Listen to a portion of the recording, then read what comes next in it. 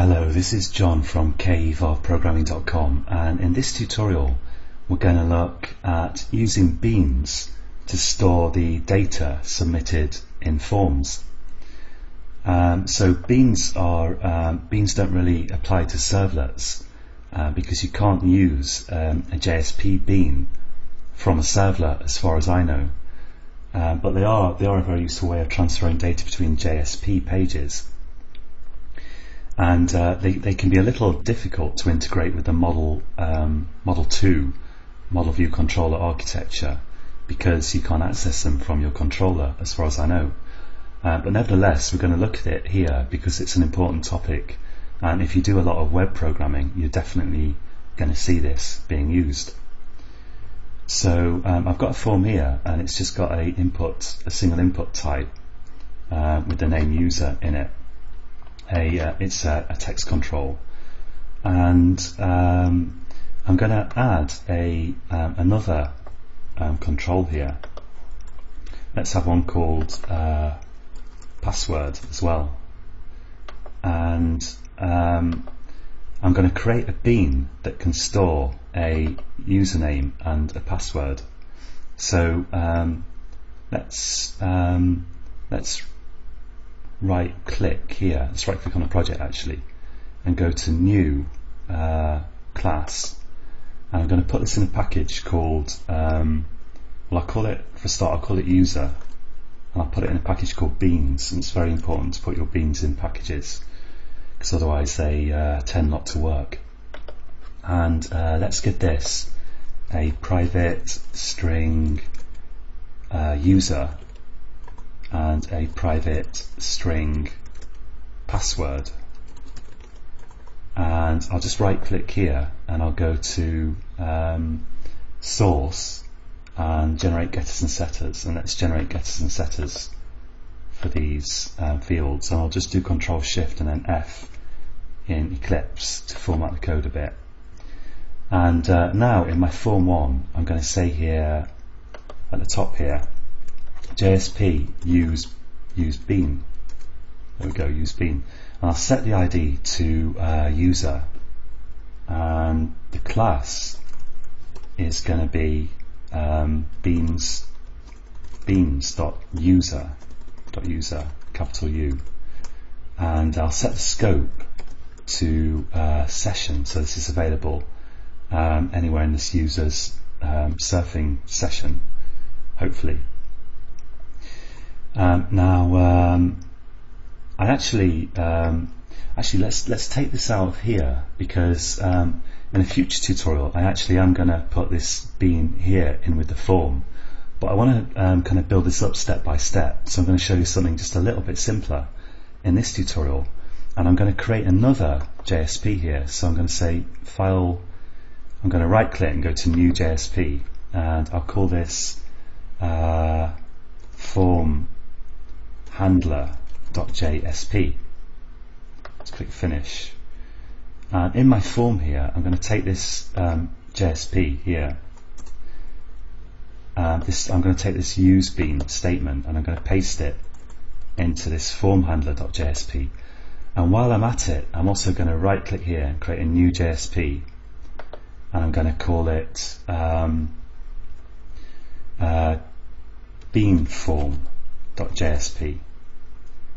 And I'm going to take my form from form1.jsp, and I'm just going to copy that. I'm going to put it into this bean form.jsp, because the reason I'm doing this is because I'm going to make this source code available to you. It's going to be you're going to be able to download the source code, and I don't want to actually confuse what I did before, which submits to the servlet, with the stuff I'm doing now.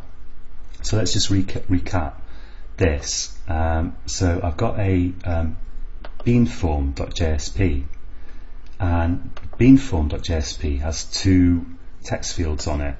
It has a user and a password, and let's just put a line break between the two as well, like this.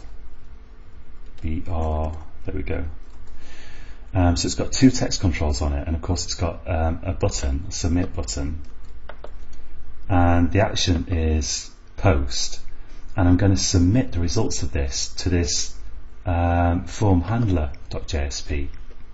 Let's just run form handler.jsp so I can get the URL of it. And so if I copy the bit of the URL excluding the domain name and starting with a slash here, go to beanform.jsp, and I'm just going to paste that in for the action. So my form now, my beanform.jsp, is going to submit its information to formhandler.jsp. And in formhandler.jsp, I'm going to say JSP use bean, and I'm going to use my my user bean that I created, my user bean class, and I'm also going to say JSP set property. And for set property, I'm just going to say property. This should be this could be the name of the parameter that you want to set. But as we saw in the previous tutorial, if I set this to star, it's actually going to look, or I think we saw this before. It's actually going to look for any. Oh yeah, I've got to give this a name as well. So let's say name equals user, because that's got to match the ID here. So the name has to match the ID of the bean. If I set property to star, it's going to look for any parameters that that match the get and set methods in this user bean. In other words, in this user class. So if I look at the user.java, we can see here that it's got a password property, and it's got a user property. So let's just run beanform.jsp. Formhandler.jsp is saying user bean, use that class for this bean, and it's saying set property, and for property it says star. So if we've got a parameter that's called either user or password, because the user bean has those properties, user and password, my bean form is going to try to set those. My form handler.jsp is going to try to set those in the bean. And just to prove that, let's output the values that we set in the bean. So let's say here, I could use a JSP get property tag to get the values of it, but I quite like this way of doing it. We use an expression tag and we say user.get user there, and then let's have underneath that user.get password, and let's say here user name, and let's say here, if I can just get my mouse in the right place, let's say password. There we go.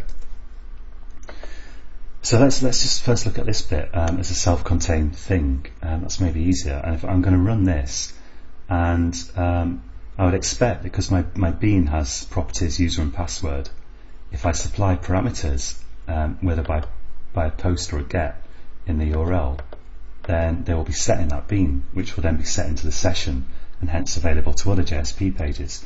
So I can say here question mark user equals John, and let's set the password as well. Let's say and password equals let me in.